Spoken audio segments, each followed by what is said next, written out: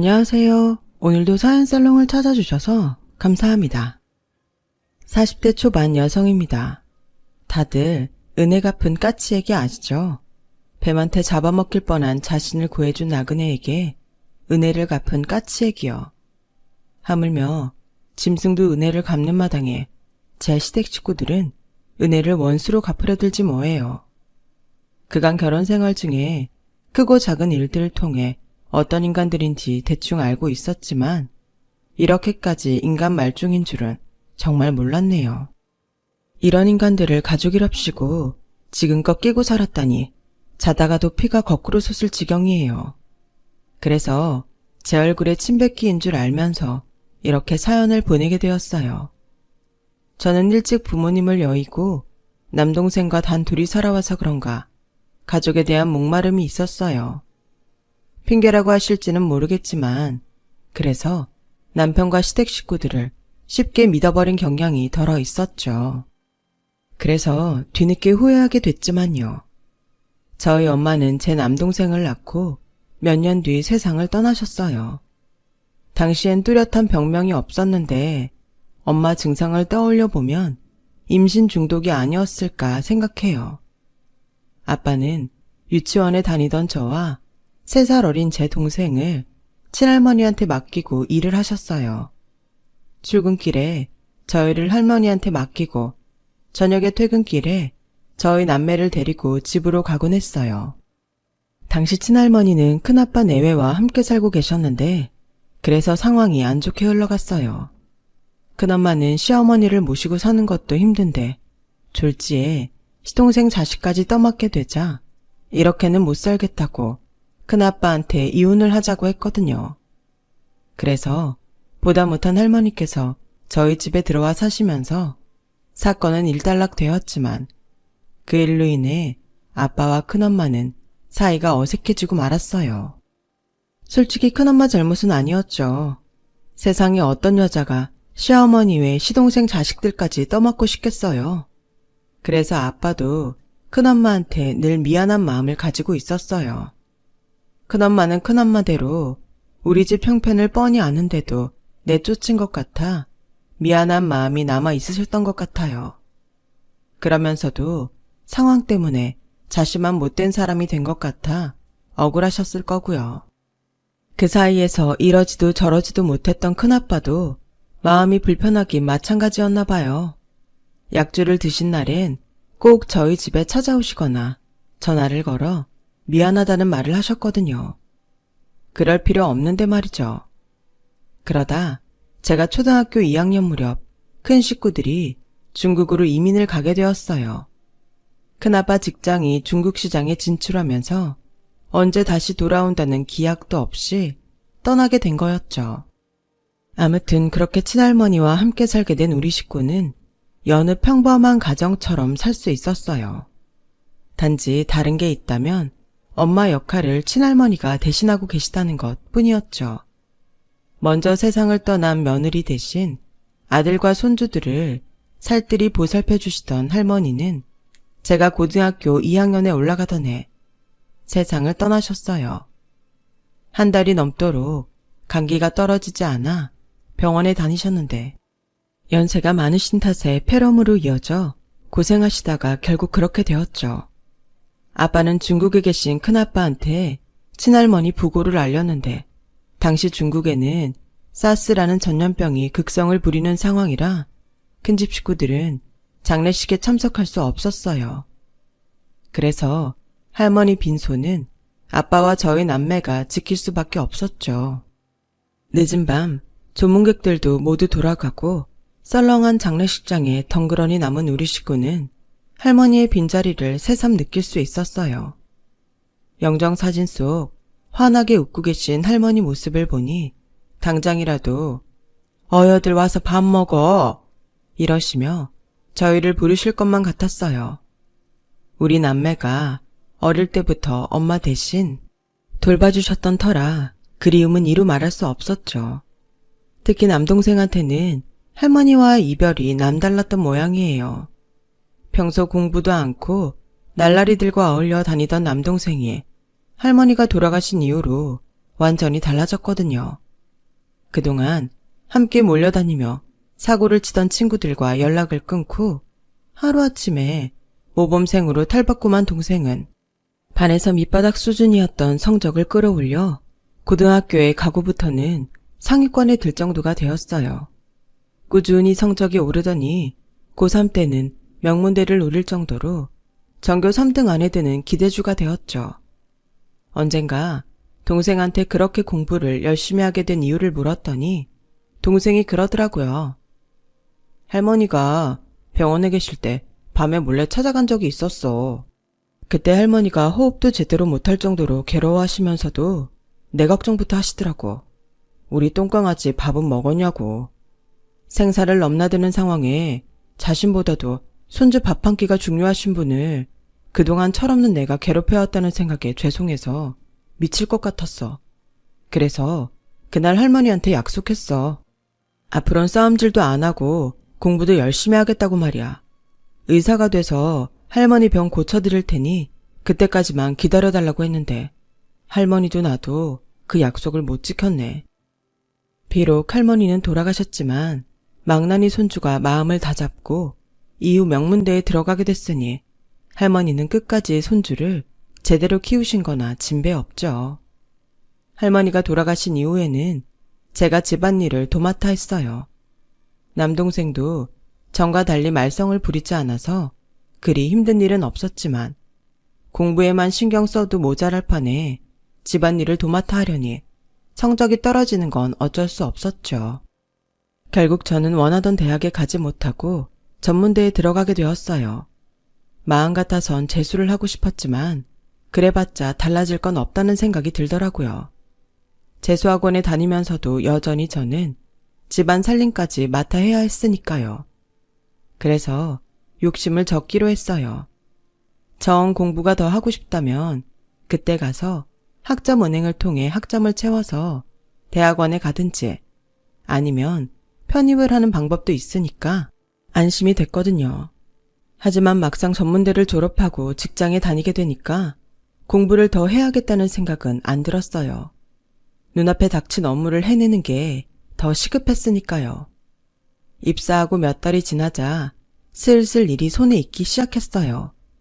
그러자 주변에 눈을 돌릴 여유도 생겼고 같은 부서 선배 주선으로 단체 소개팅에 나가기도 했죠. 소개팅에 나온 남자들은 하나같이 학벌이란 스펙이 좋더라고요. 그래서 그런가 다들 야망도 있고 입속도 밝은 편이었어요. 대놓고 연애 따로 결혼 따로라고 말하며 그 자리에 나온 여자들은 학벌이며 스펙이 자신들만 못하기 때문에 연애용에 불과하다는 뉘앙스를 풍기더라고요. 정말 재수없었어요. 그런데 업무 때문에 퇴근이 늦었다며 뒤늦게 합류한 남자가 있었는데 그 사람은 소개팅에 나온 남자들과는 결이 다르더라고요. 뭐랄까 사람을 대하는 게 진중하다랄까요? 종업원을 대하는 태도나 소개팅에 나온 여자들을 대하는 태도가 확실히 일행들과 달랐어요. 그렇다 보니 여자들의 관심은 단연 그 사람한테 쏠렸죠.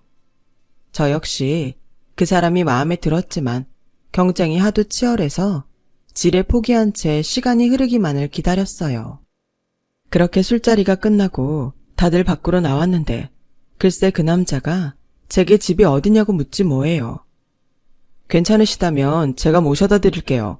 차를 가져와서 술을 안 마셨거든요. 딱지가 저한테 말을 하자 함께 소개팅에 나갔던 여직원들이 저를 쏘아보더라고요. 회사에서 막내인 터라 눈치가 보여서 괜찮다고 사양을 했는데 그러지 말고 타고 가라며 제 손목을 잡곤 차에 태웠어요. 솔직히 싫지 않더라고요. 여직원들의 부러움 가득한 눈빛을 받으며 차에 탄 저는 뜻밖의 말을 들었어요. 사실 처음부터 예지씨가 마음에 들었어요. 그래서 티도 많이 냈는데 눈치 못 챘어요. 일부러 예지씨 데려다 주려고 술도 안 마셨는데 몰랐죠? 저 좀 성급한 것 같긴 하지만 예지씨 나랑 사귀지 않을래요? 생각지도 못한 기습 대시에 깜짝 놀랐지만 내심 기분이 좋았어요. 아직까지 이성을 사귀어 본 적이 없던 터라 설레고 궁금했거든요. 그렇다고 말 끝나기가 무섭게 좋다고 하기는 좀 겸연쩍었어요. 그래서 며칠을 생각해보겠다고 했죠. 그렇게 며칠이 지났어요.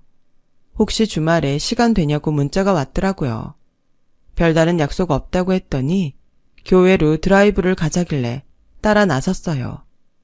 국도를 타고 청평에 가서 맛있는 것도 먹고 오는 길에 양평 두물머리에 들러 산책을 했어요.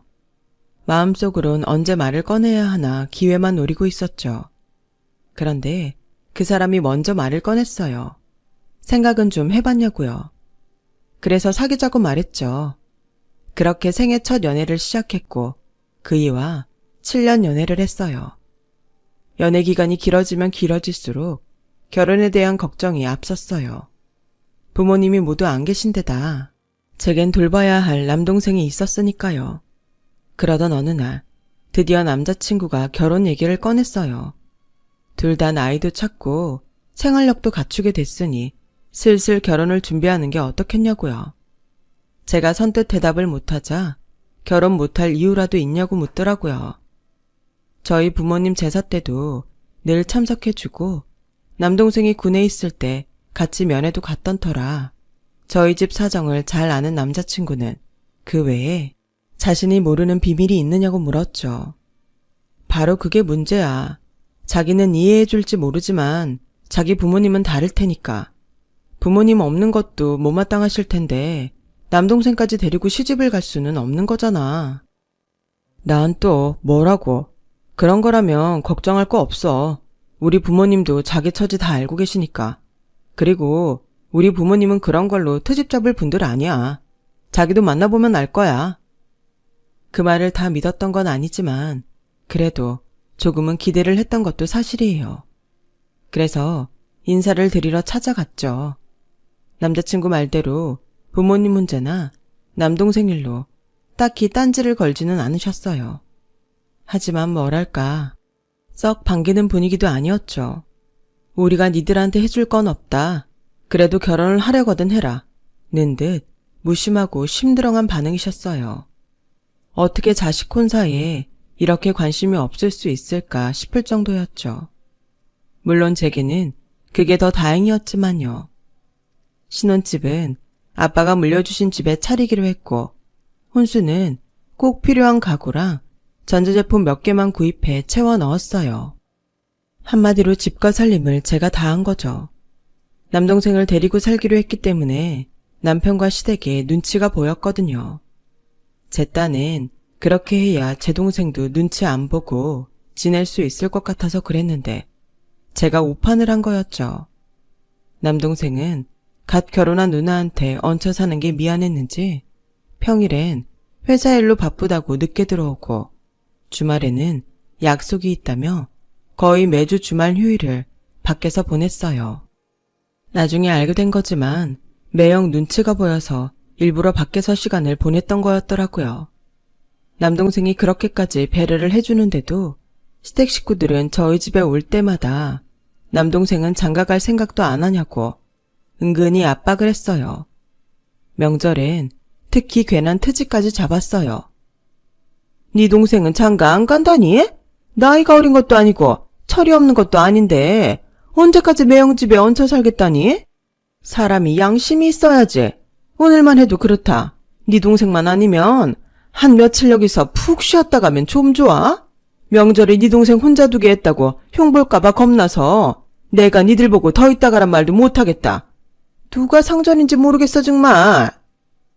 말끝마다 내 동생이 당신 아들 집에 얹혀 산다 그러시는데 정말 어이가 없었어요. 누가 누구 집에 얹혀 사는지 당신들이 더 잘 알면서 왜 말을 그렇게 하나 몰라요? 시어머니는 그렇다 치고 시누이까지 마치 자기가 있어야 할 자리에 제 동생이 염치 없게 자리 차지하고 있는 것처럼 말했어요. 세연이 동생은 언제까지 오빠 집에서 살 거래요? 나 요즘 출퇴근하느라 힘들어 죽겠어요. 오빠 집에서 살면 우리 회사랑도 가깝고 좋은데 세연이 동생 때문에 내가 뭔 고생이래요? 마치 자기 집에 제 동생이 민폐를 끼치며 사는 것처럼 말하더라고요. 그래서 한마디 하려다가 괜히 분란만 일으킬 것 같아서 참았는데 그때 참지 말고 지를 걸 그랬어요. 그랬다면 지금까지 벙어리 냉가슴을 앓지 않아도 됐고 이후에 황당하고 어이없는 일도 안 당했을 테니까요. 남동생은 저희 부부랑 함께 사는 동안 생활비도 꼬박꼬박 내고 시댁에 일이 생겨서 목돈이 필요할 때는 목돈도 선뜻 빌려주곤 했어요. 그렇게 3년 가까이 남동생은 우리와 함께 살다가 회사 근처에 오피스텔을 얻어 독립을 했어요. 남동생이 집을 나가자 기다렸다는 듯 시누이가 저희 집으로 들어왔어요. 그동안 내 동생을 데리고 살았기에 저는 실은 내색조차 할 수 없었죠. 그런데 이놈의 시누이가 어찌나 염치가 없는지 지가 신은 스타킹 한 번 빠는 적이 없는 거예요. 제 동생은 저 힘들까봐 청소기도 돌려주고 종종 빨래도 해주곤 했는데 시누이는 그와는 정반대였어요. 거기다 반찬 투정은 어찌나 해대는지 집에 맞는 반찬이 없으면 보란듯이 배달음식을 시켜 먹곤 했어요. 그리고는 매번 시어머니한테 전화해 제가 밥도 제대로 안 준다고 없는 말까지 지어서 해댔죠. 그럴 때마다 시어머니는 제가 당신 자식들을 굶기기라도 하는 줄 아는지 득달같이 반찬을 싸들고 찾아왔죠. 그렇다 보니 평일이고 주말이고 제가 쉴 틈이 없는 거예요. 그러다 급기야 저희 집에서 시댁 제사까지 지내자고 하는 거 있죠. 아들, 딸의 며느리까지 이 집에 사는데 여기서 지내는 게 편하지 않겠니? 니들 오가며 길에서 버리는 시간도 아끼고 말이야. 하지만 어머님, 저희 집에서는 친정 부모님이랑 할머니 제사를 지내고 있는걸요. 한 집에서 양가 제사를 지낼 수는 없는 거잖아요. 그랬더니 버럭 화를 내시는 거예요. 얘, 정말 웃기는 애네? 네 부모 제사를 왜 내 아들 집에서 지내니? 넌 이제 우리 집 사람이야. 시집 왔으면 시집 제사를 지내야지. 왜 친정 제사를 네가 지내? 지낼 거면 네 남동생이 지내야지. 그럼 지금까지 내 아들을 니네 집 제사 지내는데 부려먹은 거냐? 세상에 기가 막혀서 내가 이럴까봐 처음부터 니들 결혼 탐탁치 않았어. 그래도 부모 없다고 안 받아주면 너무 매정한 것 같아서 불쌍해서 참고 받아줬더니 네가 은혜를 원수로 갚아? 너 이럴 거면 당장 이혼해. 더는 너처럼 배응망덕한 며느리 못 봐주겠으니까 나가라고. 어머님, 제가 이런 말까지는 안 하려고 했는데요. 더는 안 되겠네요. 여기 저희 집이에요. 저희 부모님이 주신 집이라고요. 부모님 집에서 내 부모 제사 지내는데 그게 잘못된 건가요? 제 남동생 보고 지내라고요. 네, 그래서 제 남동생이랑 이 집에서 제사 지내왔는데 어머님이 제 동생 내보내라고 하신 거잖아요. 그래놓고 이제 여기서 내 부모 제사도 지내지 말라고요? 그럼 제 부모님 제사는 도대체 어디서 지내란 말씀이세요? 정말 너무하시네요. 그동안 참았던 서름이 터져서 눈물이 그치지 않았어요. 그랬더니 오히려 시누이가 코웃음을 치며 그러지 뭐예요. 언니, 지금 뭐 하는 짓이에요? 지금 언니 집이니까 언니 마음대로 하겠다고 선전포고하는 거예요? 남녀가 결혼을 했으면 결혼 전에 있던 재산은 공동 소유가 되는 건 당연한데 이제 와서 생색이라도 내겠다는 거예요? 그리고 애초에 언니 부모님이 일찍 돌아가시지만 않았으면 이렇게 큰 소리 날 일은 없는 거잖아요. 이 모든 잘못은 일찍 죽은 언니 부모님 잘못인데 왜 우리 엄마한테 따져요? 한 번만 더 우리 엄마한테 큰 소리 내면 그땐 내가 안 참아요. 시누이의 황당한 소리에 잠자코 듣고 있던 남편이 버럭 소리를 질렀어요. 이기집애가 어디서 손이 올케한테 큰 소리야. 너야말로 한 번만 더 이따위를 굴었다간 내가 가만 안 둘 줄 알아? 엄마도 그래. 이 사람 1년에 하루 부모님 생각하며 동생이랑 제사 지내는데 그걸 뭐라 그러면 어떡해? 솔직히 나 결혼할 때 엄마가 해준 거 하나도 없잖아. 그래놓고 이 사람한테 집 문제로 따지는 건 반칙이지. 암튼 제사는 각자 집에서 지내는 걸로 하고 여기서 끝내는 걸로 해. 남편이 나서서 중재를 해준 덕분에 시댁 제사는 이전처럼 시댁에서 지내기로 했어요. 생각 같아선 시누이한테 이참에 니네 집으로 가라고 하고 싶었지만 차마 그 말까지는 할 수 없겠더라고요. 남편이 기껏 저를 위해 나서줬는데 제가 그런 말까지 하면 우리 부부 사이도 벌어질 것 같았거든요. 시누이는 저희 집에서 2해를 더 살다가 결혼을 하는 바람에 집에서 나가게 됐어요. 신우이가 나가자 그제야 저는 봄을 맞은 나비처럼 자유로워졌죠. 마음이 편해서 그런가 그동안 아무리 노력해도 안 생기던 아이를 갖게 됐고 이듬해 딸을 낳았어요. 남동생은 조카가 생겼다며 값비싼 아기 침대를 선물로 해주었죠. 반면 신우이는 기저귀 한 장 안 해주면서 여우같이 제 동생이 사준 아기 침대를 노리더라고요. 이거 진짜 비싼 건데. 언니, 아기 침대는 절대 남 주지 말고 나한테 물려줘야 돼요. 기스 안 나게 조심히 쓰다가 그대로 달라고요. 알았죠? 비싼 건 알아가지고 임신도 안 한 게 침대 가져갈 생각부터 하더군요. 그 꼴이 하도 얄미워서 일부러 대답도 않고 못 들은 척 했어요. 그랬더니 지 오빠한테까지 아기 침대는 나중에 자기 달라고 부탁을 하더군요. 하지만 신우이 소원은 이루어지지 않았어요.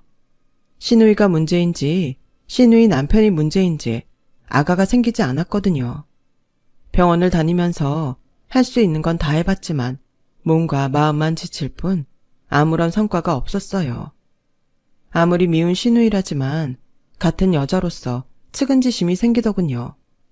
내가 직접 애를 낳아보니 애타게 아기를 바라는 마음을 더더욱 뼈저리게 느낄 수 있었던 것 같아요.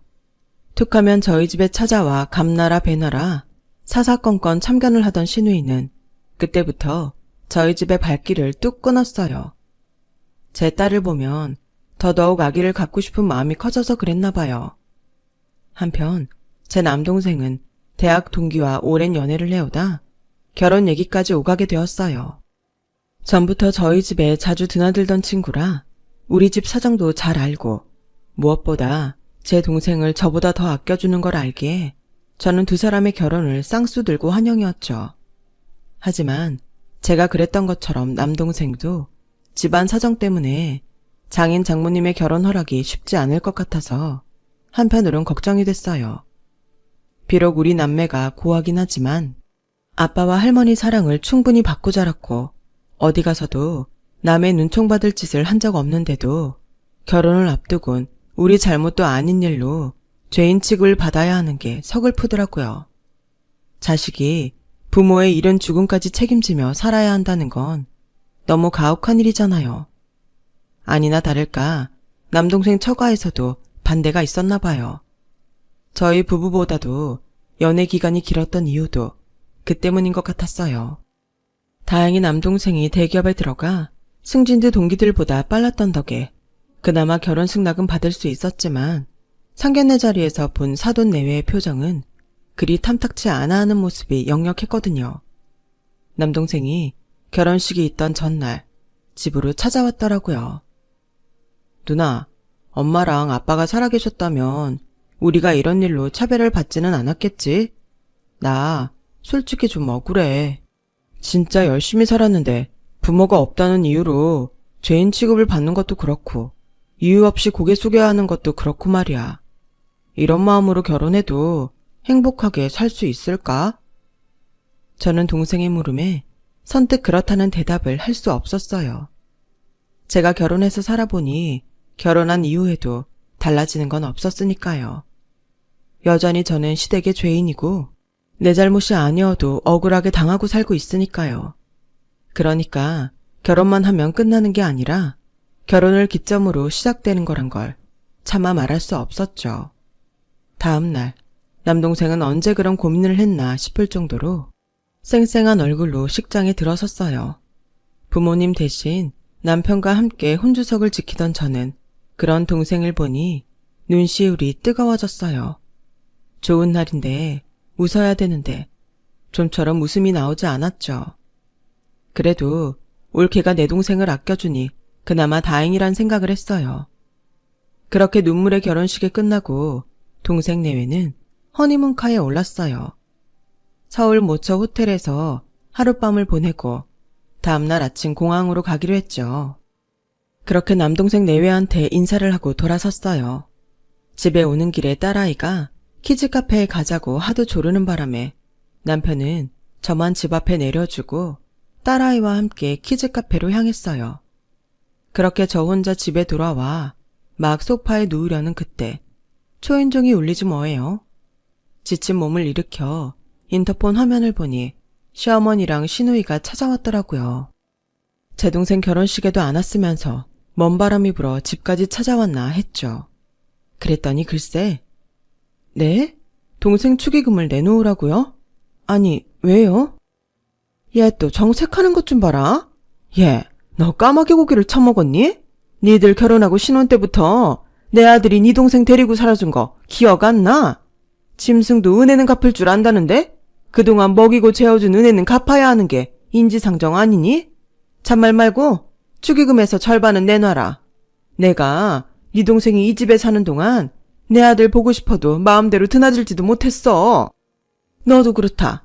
내 아들이 벌어온 돈으로 네 동생 먹이고 재웠으면 내가 이런 말 안 해도 네가 먼저 어머님 그동안 제 동생 돌봐주신 은혜도 있고 하니 이 돈은 어머님이 받으세요. 이래야 정상 아니니? 이걸 꼭 내 입으로 말할 때까지 입 꾹 다물고 쌩 까느냐고. 암튼 긴 말 안 하겠다. 난 괘씸해서라도 그 돈 꼭 받아야 되겠으니까 네 동생한테 전화해라. 네가 안 하면 내가 하리? 황당한 그 말에 말문이 막히더군요. 그런데 하필 그때 제 동생한테 전화가 왔지 뭐예요.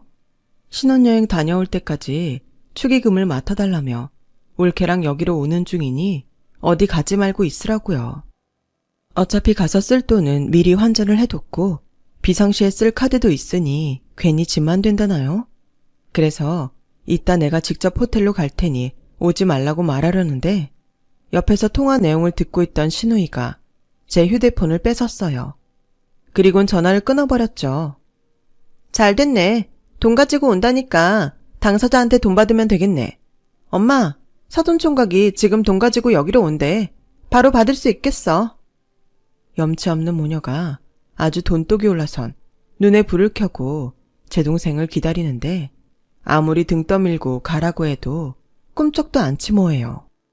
그러는 사이 남동생 내외가 도착했고 집안에서 벌어지는 꼴사나운 모습을 올케한테까지 고스란히 보이게 됐어요.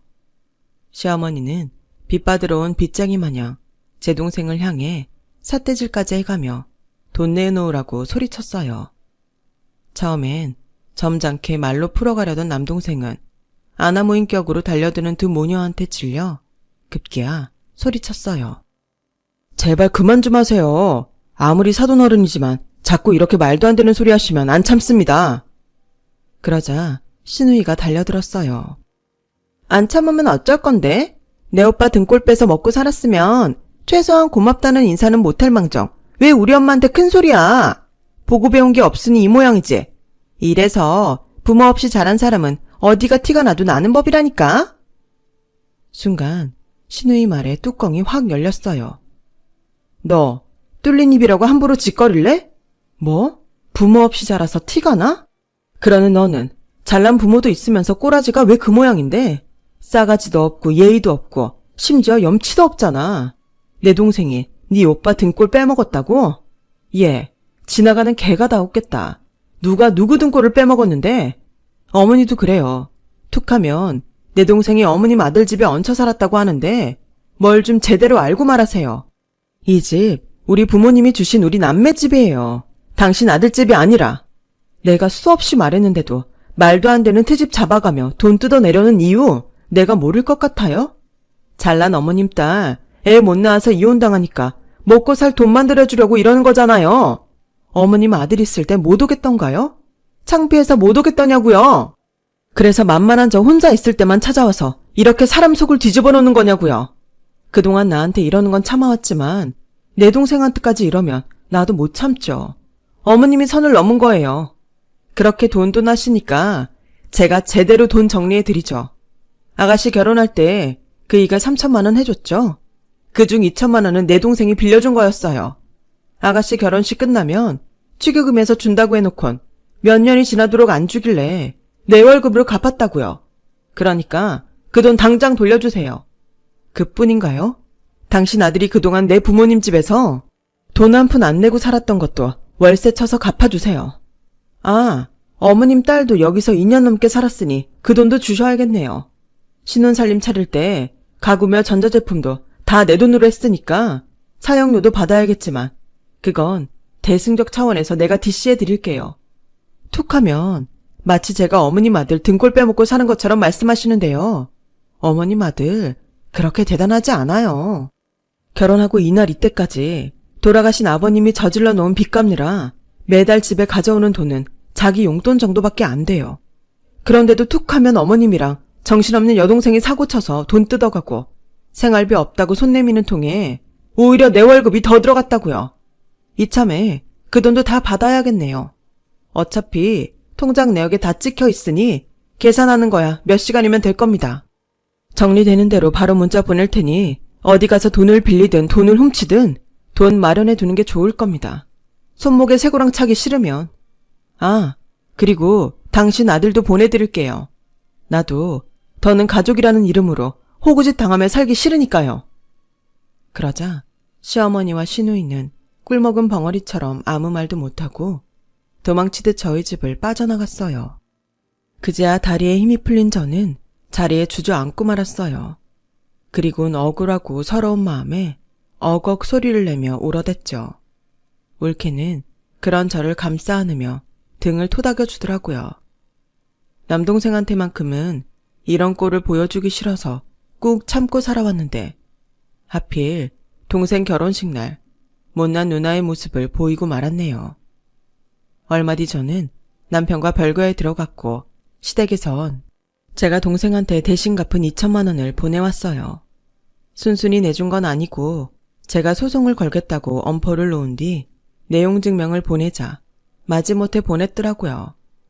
나머지 돈은 남편과 이혼할 때 정리해주겠다고 하더군요. 질질 끌면 내가 포기하는 줄 아는 모양인데 저 그 돈 끝까지 다 받아낼 생각이에요. 은혜를 원수로 갚는 배은망덕한 인간들에게 자비는 없는 거니까요. 더 이상 호구짓은 그만하고 저와 딸의 인생을 위해 더 힘차게 살아가려고 합니다. 지금까지 제 사연을 들어주셔서 감사드려요. 소중한 가족과 건강하고 행복하세요. 여러분, 사연 댓글에 응원과 현명한 조언 부탁드려요. 좋아요와 구독은 저에게 큰 힘이 됩니다. 오늘도 좋은 일 가득하세요.